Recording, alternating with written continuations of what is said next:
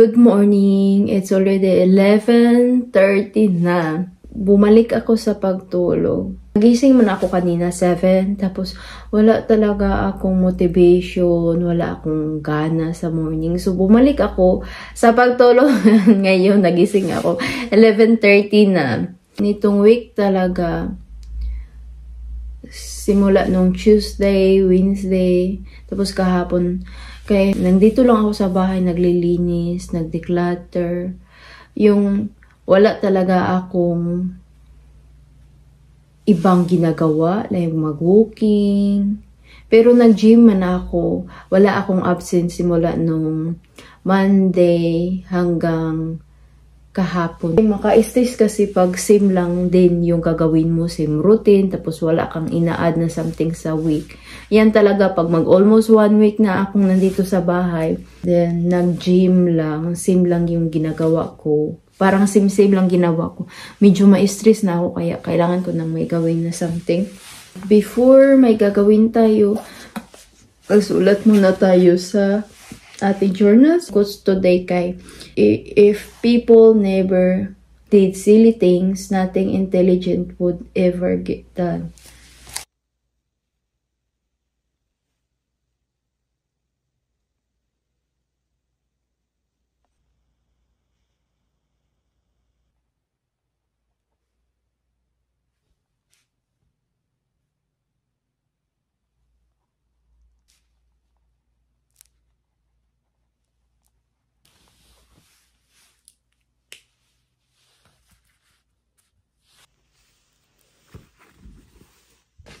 magbasa na din tayo ng book. At least man lang na makalma yung utak ko before ako mag-start sa day ko. Late man ako nagising, may ginagawa na akong something para sa sarili ko.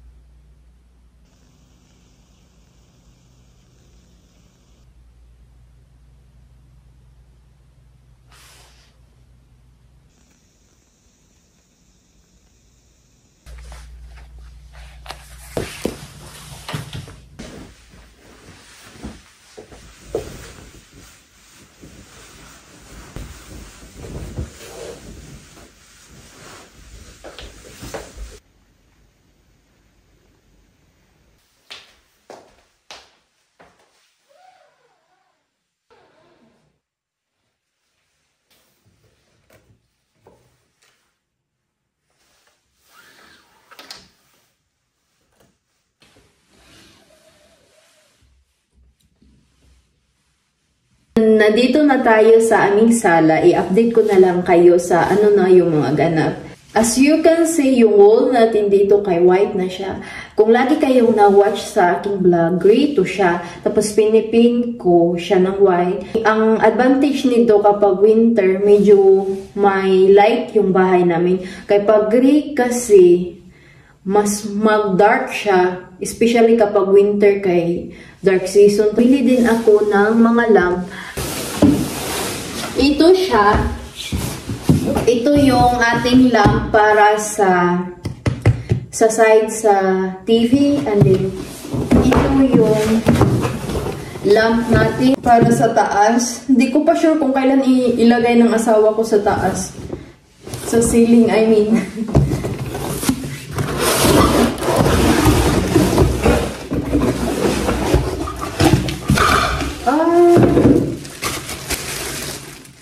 Yan siya.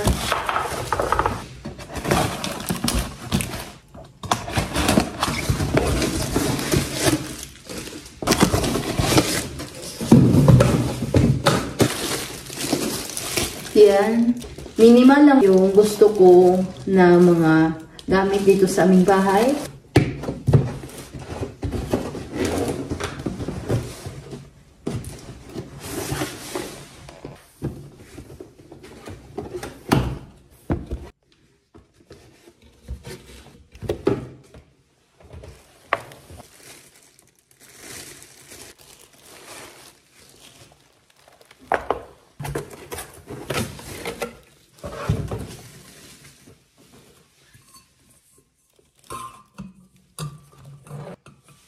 Yan na siya.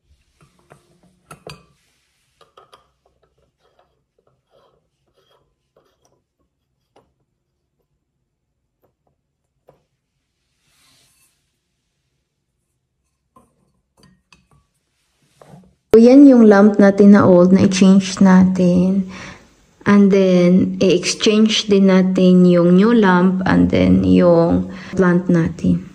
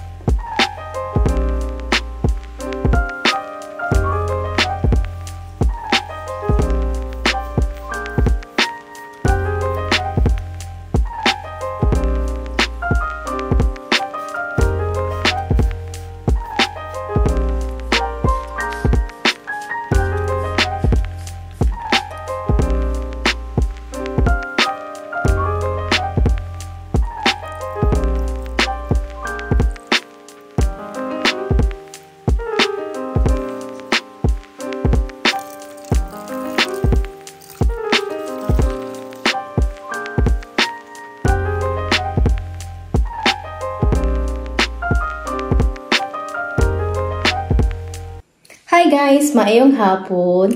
Naka-ready na ako. Kay pupunta kami ng asawa ko sa IKEA. And kakain kami doon ng dinner. And magtingin-tingin din sa IKEA. Kaya para may something na gagawin. Na-share ko kanina na wala na akong ginagawang new this week. Same lang routine. Tapos sa bahay lang, hindi nag-workout. So, kailangan ko na mai-add ng something. Pinaka-importante talaga nito kay makalabas, magbihis. Gamitin natin tong bag na to. And then, mag-shoes ako nito. Naka-idea ako na magamit ako ng tip. Kay para hindi siya mag-move ba, mag-steady lang siya.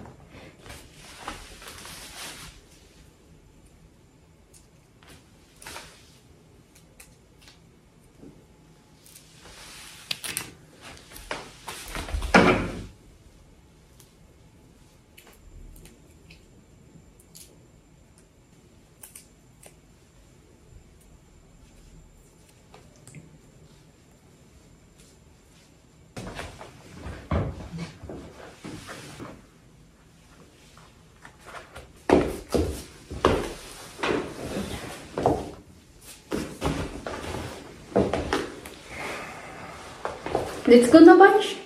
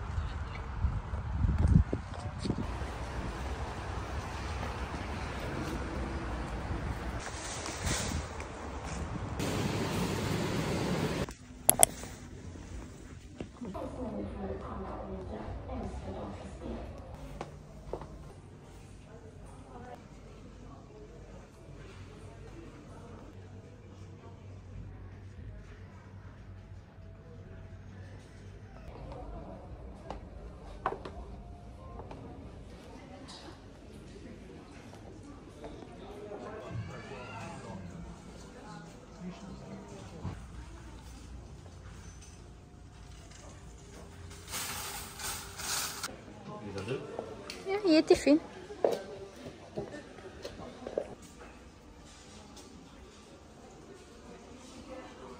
Rustic style hair bunch.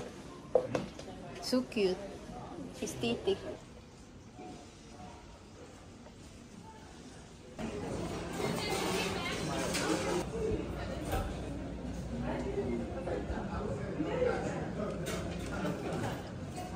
Vad vill du ha för någonting?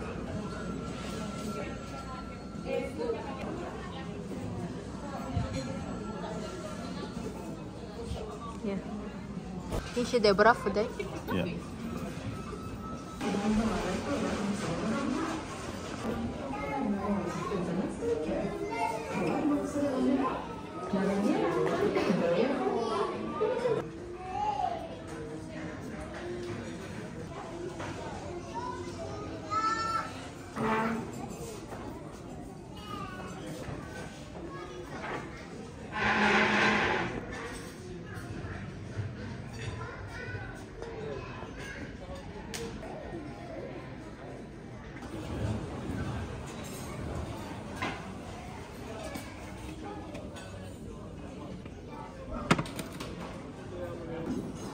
Ja. Då går jag hem till vatten. Tack så mycket.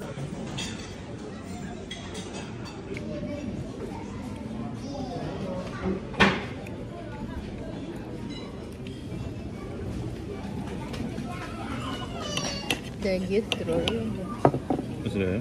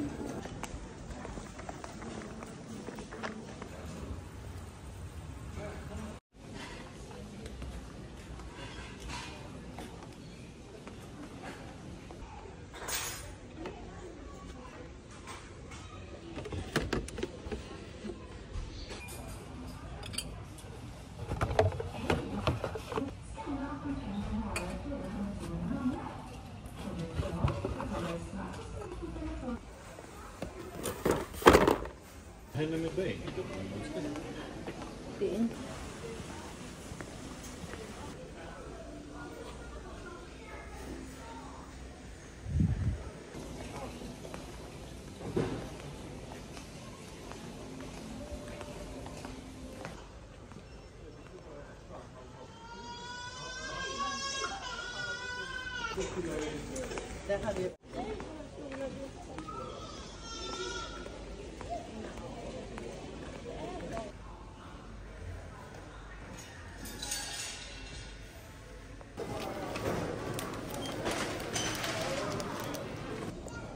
Bari ut drink bunch. Eskring. Kan du bitala mi din har.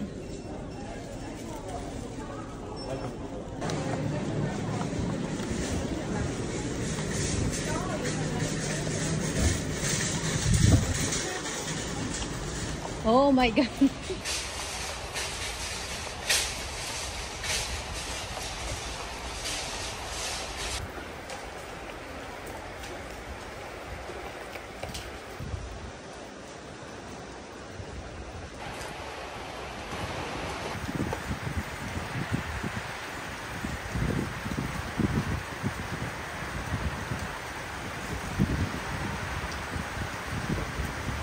Ang lakas ng ulan, mag-road trip kami ni Bonchoy papuntang Kumla.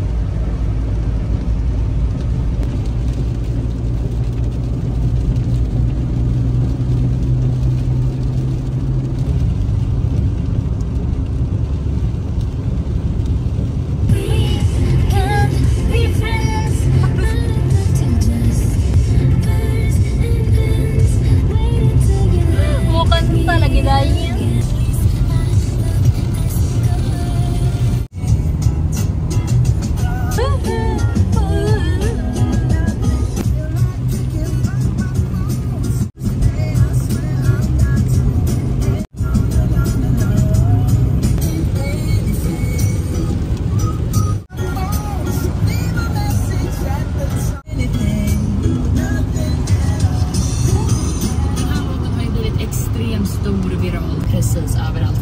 Benson Boom med Beautiful Things på Rix FM.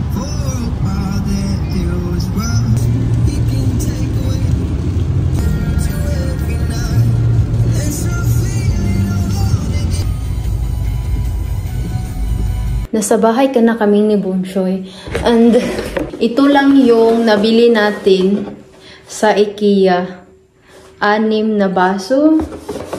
Tapos yung oat drink. Yun lang. Ang pinaka-importante talaga na nakalabas ako and may na-add tayo.